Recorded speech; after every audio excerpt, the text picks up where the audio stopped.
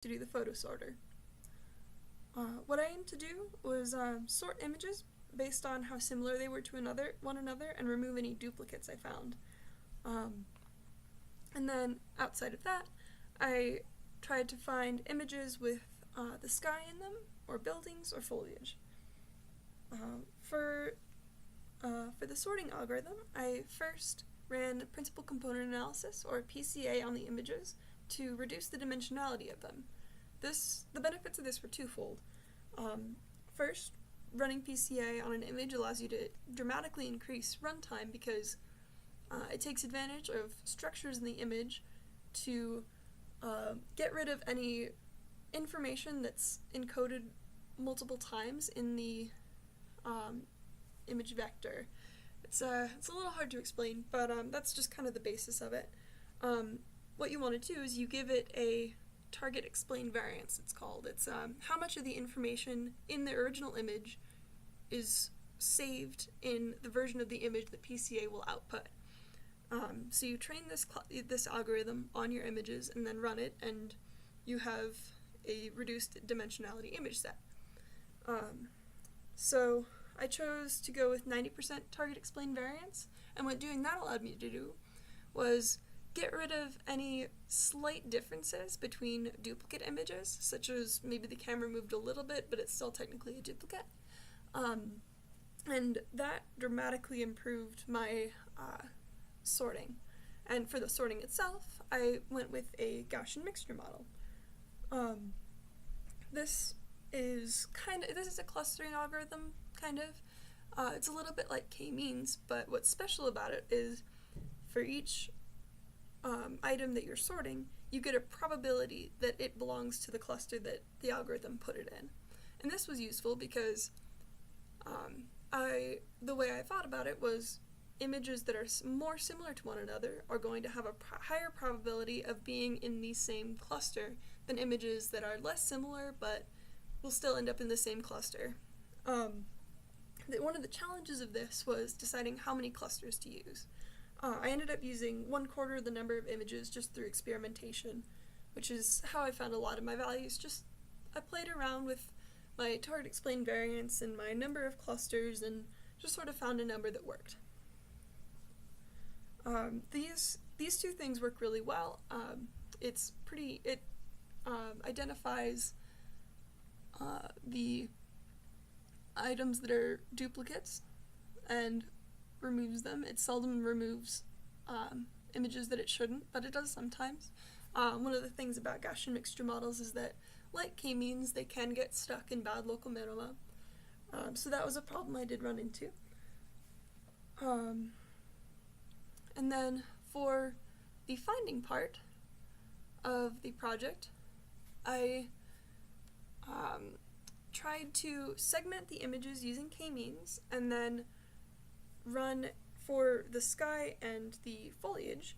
I ran a local binary pattern algorithm on each of the segments to try and find more flat areas and areas with more texture, more corners and edges and things.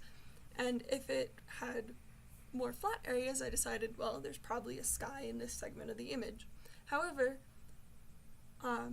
I couldn't figure out how to get this algorithm to run only on the segmented part, so it didn't work as well as I would have hoped. Images that shouldn't have had sky in them, didn't have any flat areas, were coming up with flatness because what I was giving it was the segmented parts, and a lot of the part of the segment, so the segmented image would be the part of the image in the segment and then just black, and it always came up with the black areas being flat, which makes sense, but I didn't think about it at the time, and I haven't found a remedy to it. So the sky algorithm doesn't work super well. Neither do the other two, but the buildings one is able to recognize buildings, has a lot of false positives. For that one, I segmented it and I ran huff lines on each of the segments, and if any of them came up with more than a certain threshold of nut lines, I gave it 20, I believe. Then I called it a building, which isn't a particularly sophisticated algorithm and comes up with a lot of false positives. For the foliage algorithm, I used a similar model to the sky, but I used corners and edges. If it had a lot of corners and edges, then and it was very green, then I decided it was probably foliage, and that one works okay. It has a lot of false and negatives. It fails to find foliage where it should find it. I think maybe that's because of how I'm calculating the color. Again, I didn't really take into account the large amounts of black in the segmented images. And another problem I ran into was that my computer does not have a lot of RAM, so importing a lot of images at once causes it to crash. So for this, I'm just going to load 10 images, and then I will sort those images. You can add images. I'm not sure what is it.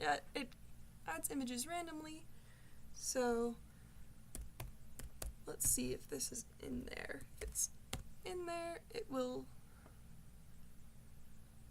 just tell me, okay, cool. And then I can show the images. One of the cons of using Python was that, and it sorted the images into clusters. Oh, I missed one of them this time. One of the cons of using Python was that it was very difficult to come up with a good user interface. It seemed a lot easier in MATLAB, and that's something I regret, although I do prefer Python for a lot of the algorithms that I used.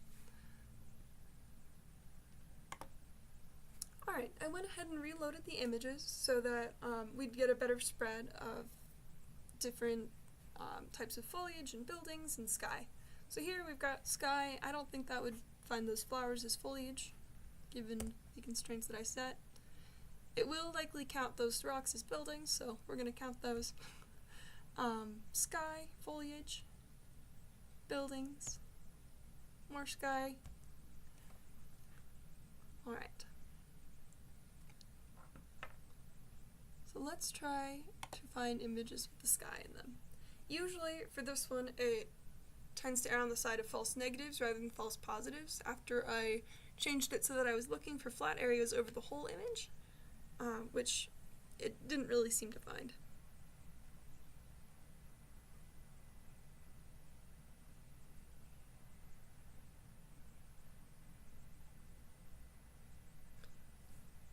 Alright, yeah. So as we can see, no sky.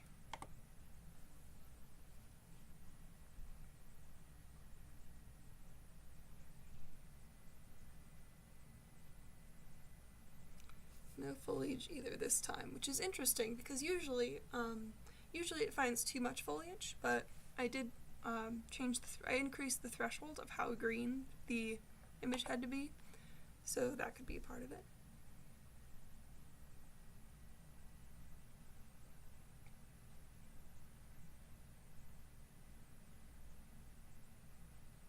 Alright, so here, it could be argued that in the background is a building, right here, but likely what it did is it found the edges of the pool. One of the cons of the approach that I took is it's likely to find whatever lines there are anywhere. When I've run it on this image in the past, it has also found the line here. It took me a long time to figure out what it was finding in those trees, and I realized that it was the line holding at the flags. Alright, and that's the only one it found. So, oh, no it didn't. Okay. It just took a little bit. So, here, it correctly found that there's a building in the background. This one has more false positives than false negatives, as opposed to the other ones that I've run. But so far it's done a decent job.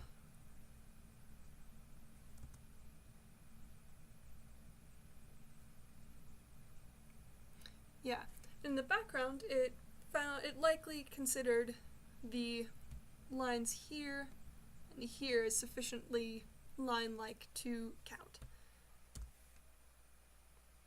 Alright, so as you can see, my locating objects in images didn't go as well. It took me a long time to figure out how the texture algorithm worked, and I don't think I really got it by the end of it. That's something that would require more looking into, and most of the examples of people using that algorithm I could find were training a data set on it, which would have required a labeled data set, which I did not have and didn't have time to go through and make one. So in the future, what I would probably do is label a data set and train it on that to find foliage, but I was not able to do that this time around. Alright, well, I think that concludes my presentation. Thank you for listening. Have a great day.